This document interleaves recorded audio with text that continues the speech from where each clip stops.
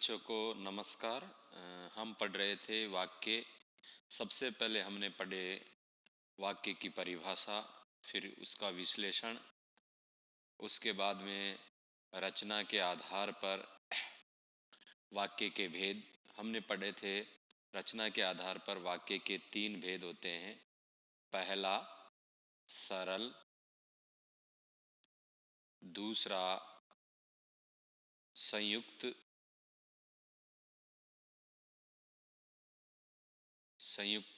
तीसरा मिश्र।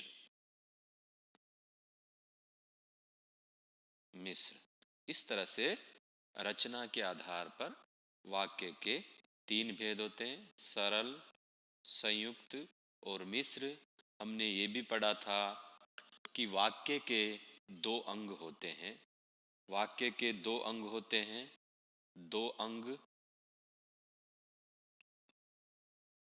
पहला उद्देश्य, दूसरा विधेय। तो इस तरह से ये वाक्य के दो अंग होते हैं। उद्देश्य में जिसके बारे में कहा जाता है उसे उद्देश्य कहते हैं। जैसे नानी घर आई, नानी, यहाँ पर नानी के बारे में क्या गया है कि वह घर आई और कहानी सुनाई। बाकी उद्देश्य के अलावा वाक्य में जो सारा बचता है, शेष रह जाता है, वो विधेय में आता है। आज हम इसके आगे पढ़ने जा रहे हैं। रचना के आधार पर वाक्य के तीन भेद, सरल, संयुक्त और मिश्र, हमने पढ़ लिया था। आज हम अर्थ के आधार पर वाक्य के भेद पढ़ने जा रहे हैं।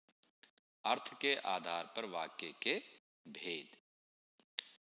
अर्थ के आधार पर वाक्य के भेद। अर्थ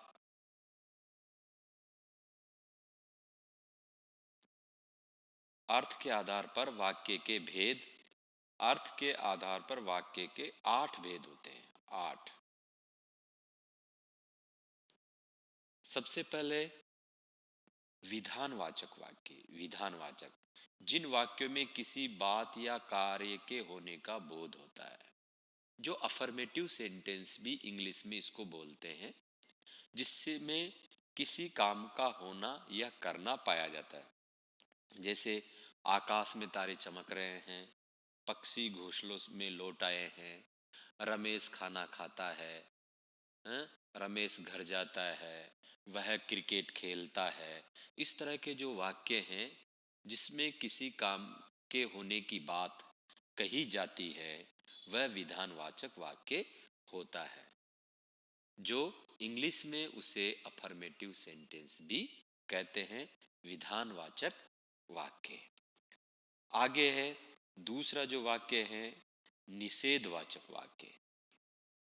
निषेधवाचक जो वाक्य है ठीक विधानवाचक का विपरीत होता है, अपोजिट होता है। निषेध यानी निषेध का मतलब ही मना है, नेगेटिव। जिन वाक्यों में किसी बात या कार्य के न होने का भाव प्रकट हो, उसे निषेधवाचक वाक्य से कहते हैं। इसमें नहीं, मत का प्रयोग होता है। जो निषेध है, जिसमें मनाही का भाव है, मनाही का भाव, जिसमें हम कोई कार्य करने के लिए मना कर देते हैं या उसमें नहीं करने का बोध होता है। उसने खाना नहीं खाया, नेगेटिव आ गया। Negative sentence, affirmative negative sentence, English में इसको नेगेटिव सेंटेंस भी बोलते हैं। सड़क पर मत भागो, तो ये है इस तरह से। वह क्रिकेट नहीं खेलता। आकाश में तारे आकाश में तारे चमक नहीं रहे। पक्षी घोंसलों में लौट नहीं आए। तो इस तरह से जो वाक्य में नहीं या मत का प्रयोग होता है, वो निषेधवाचक वाक्य होता है। परिभाषा की दृष्टि से जिस वाक्य में किसी बात या कार्य के न होने या न करने का भाव प्रकट हो, उसे निषेधवाचक वाक्य कहते हैं। तो इस तरह से पहला विधानवाचक वाक्य, जिसे इंग्लिश में अफर्मेटिव सेंटेंस भी कहते हैं। दूसरा निषेधवाचक वाक्य, जिसे नेगेटिव सेंटेंस भी कहते हैं। अब हम पढ़ते हैं इसका तीसरा, वाक्य का तीसरा भेद। प्रश्नवाचक वाक्य, सरल, बिल्कुल सिंपल। जिस वाक्य का प्रयोग प्रश्न पूछने के लिए किया जाए उसे प्रश्न वाक्य कहते हैं।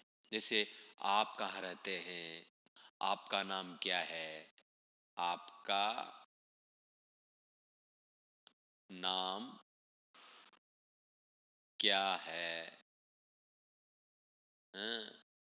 आप क्या खाते हैं। इस तरह से जो इंट्रोगेटिव प्रश्न वाक्य सेंटेंस है वो हिंदी में प्रश्नवाचक वाक्य कहलाते हैं।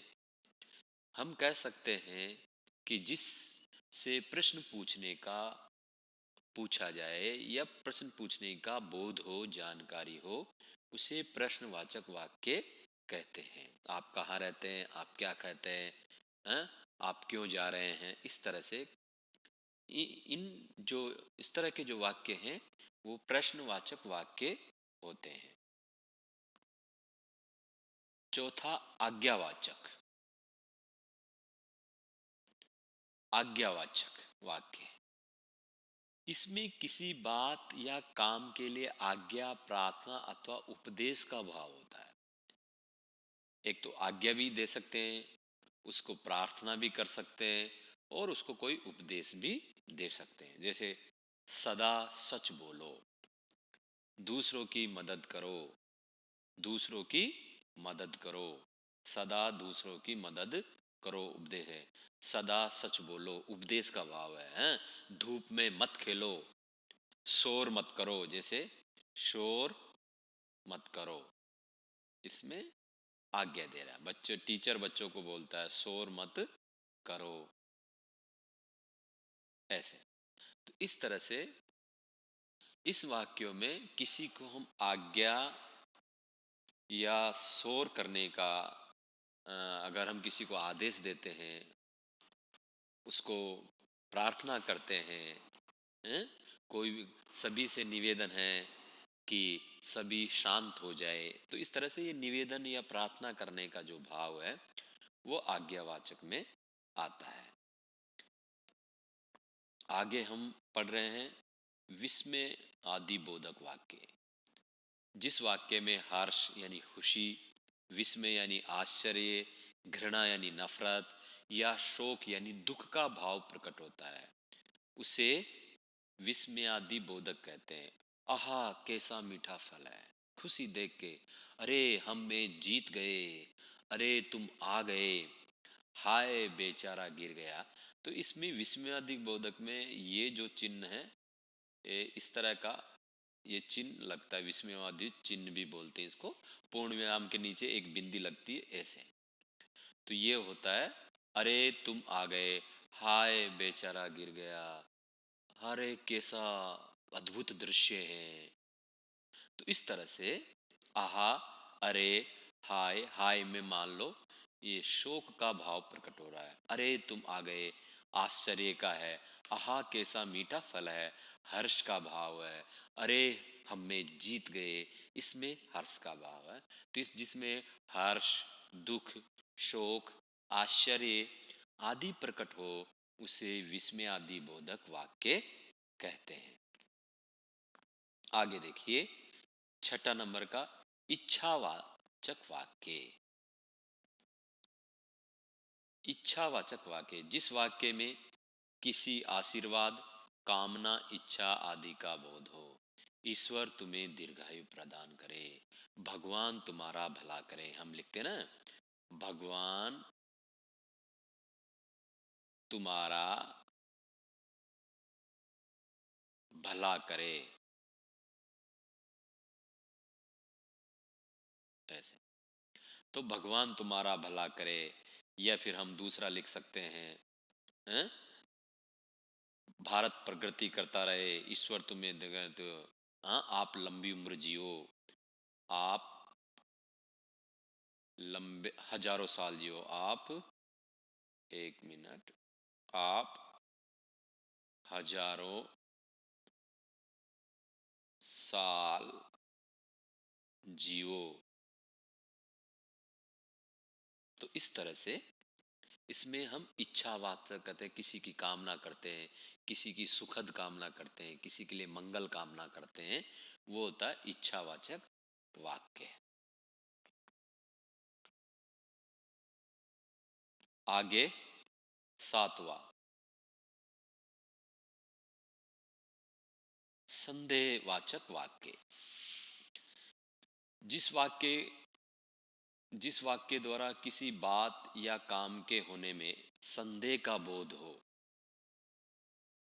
वह संदेहवाचक, डाउट हो कि काम होगा या नहीं होगा,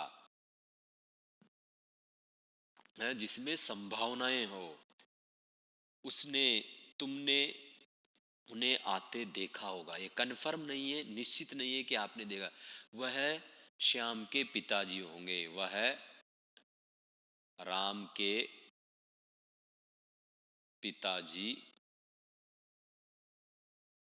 होंगे। तो इस तरह से वह राम के पिताजी होंगे, तो ये कन्फर्म नहीं है, निश्चित नहीं है कि वो है, हो सकते हैं। तो उसमें आ गया, तुमने उन्हें आते देखा होगा, वह चला गया होगा, उसने खाना खा लिया होगा, वह पढ़ाई कर रहा होगा। इस तरह के जो वाक्य हैं वो संदेहवाचक वाक्य में आते हैं। उसके बाद में 8वां है संकेतवाचक वाक्य। जिस वाक्य में एक कार्य का होना या न होना दूसरे पर निर्भर करता है, डिपेंड करता है, शर्त बोधक वाक्य भी कहते हैं। यदि तुम मेहनत करोगे तो पास हो जाओगे, इसमें उदाहरण नहीं है। यदि तुम मेहनत करोगे तो पास होगे। पास कब, पास होने का काम किस पे डिपेंड करता है, मेहनत पे करेगा। यदि तुम तेज चलोगे तो ट्रेन पकड़ लोगे।